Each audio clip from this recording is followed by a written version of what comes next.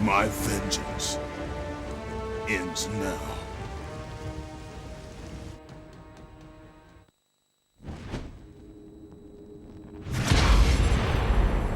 My brothers, we were forged in victory. A victory that ended the Great War and brought forth the reign of Mount Olympus. Born from the depths of the underworld, rooted in the River of Souls, our mountain emerged out of the chaos. As it grew, so too did the might of the Olympians. He created a world of peace, a world of prosperity, a world that lives in the shadow and safety of my mountain. A mountain that has come to be the absolute measure of strength and power. Ouch. Hey guys, it's God of War 3 time. Now, on this day, that power is to be tested. The mortal Kratos seeks to destroy all that I have wrought. Brothers, put aside the petty grievances that have splintered us for so long. We will unite. We will stand together. And I will wipe out this plague. Olympus will prevail! Okay, so Kratos and the Titans are climbing up Mount Olympus to destroy everything and kill Zeus. And there are 5 gods opposing them: Poseidon, Hermes, Zeus himself, Hades, and Helios. And here comes Helios' chariot of the sun to pick him up and carry him into battle. And then Hermes leaps off the balcony and runs down the mountain with his boots. Hades, he's by far my favorite, he looks so awesome. Just jumps off the mountain because he's awesome like that. Then there's Hercules, who commands the forces of the undead in their battle against the Titans for some reason.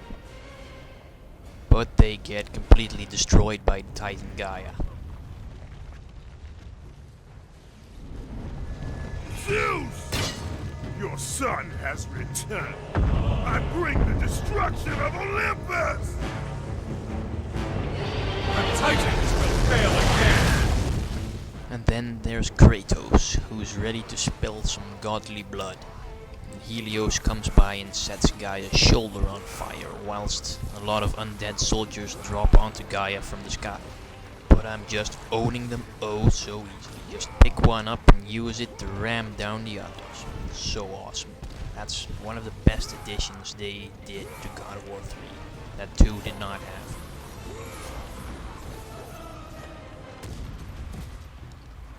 And here comes the Titan of Rock, Epimetheus. He tears a rock from the mountain and hurls it up to the temple where all the gods were just standing. But that doesn't go unpunished, as Poseidon leaps off the mountain and blasts his way straight into Epimetheus' chest, sending him flying off the mountain. In some rocks. Whee, splash. Well, so much for that Titan. They're not much of a help. Whoa, and some kind of water snake bursts from the whirlpool that Epimetheus just fell in. Something has me. I cannot move, Kratos. Free me!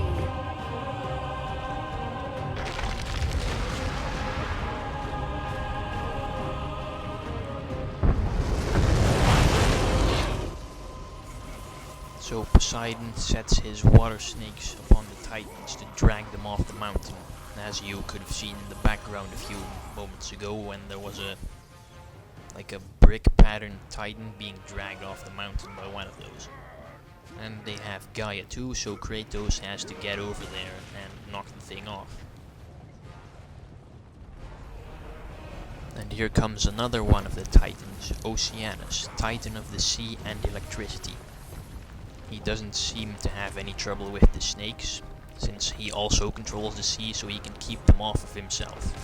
Speaking of the snakes, here's the one that's latched onto Gaia. And now Kratos has to get it off by fighting it. So I'll just beat it, and it fires some huge blast of water at me, which does barely any damage, believe it or not. Again, they're kinda hard to dodge though. Ooh, sweet, I have whirlwind magic, which causes the creature to go berserk, and now I'm suddenly upside down. See, this game is one of the greatest scale of any games I've ever played. Have any of you ever played a game with such scale? I mean, this isn't no cutscene, I'm still fighting the thing right now as Gaia moves her arm. It's just amazing, this game has the best graphics so far. So now I'm just hacking away at the Leviathan and it tries to smack me with its crab legs, but it has horrible accuracy. It can't even hit me once. Now the camera zooms out again and I keep beating it. And there's the whirlwind magic again. It's pretty awesome. Too bad you don't have that for the rest of the game. Get hit with a blast of water to the face. And trigger quick time event. Stab its leg. Then stab its jaw. Stab the other side of its jaw. Pull its jaw.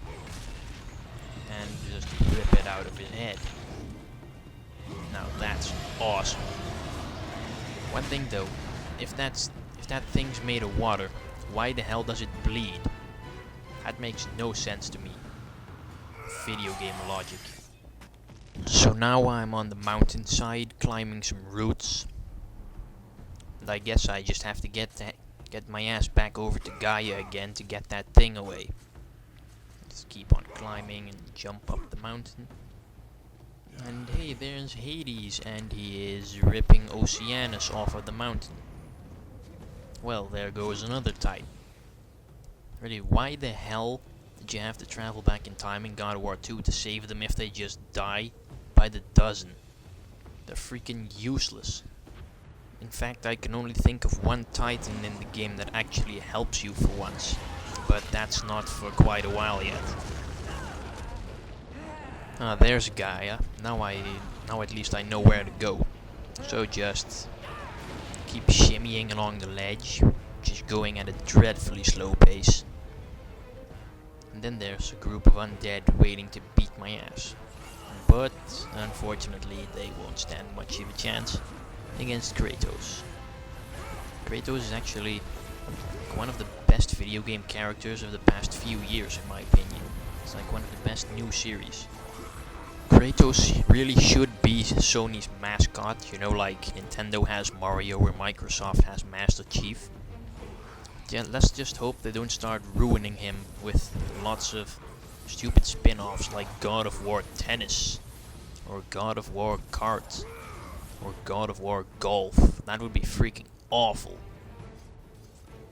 Actually, Kratos did appear in a golfing game for PS3. It was like downloadable content. That freaking sucked though. So there's the chain of balance. The chain that connects the top of Mount Olympus with the underworld and keeps the mountain together. So I guess that'll be one of my objectives to destroy later on in the game. But I'm getting close to the time limit, so I'll just beat these enemies. And then you'll have to wait for the next part if you want to see how Kratos' adventure continues.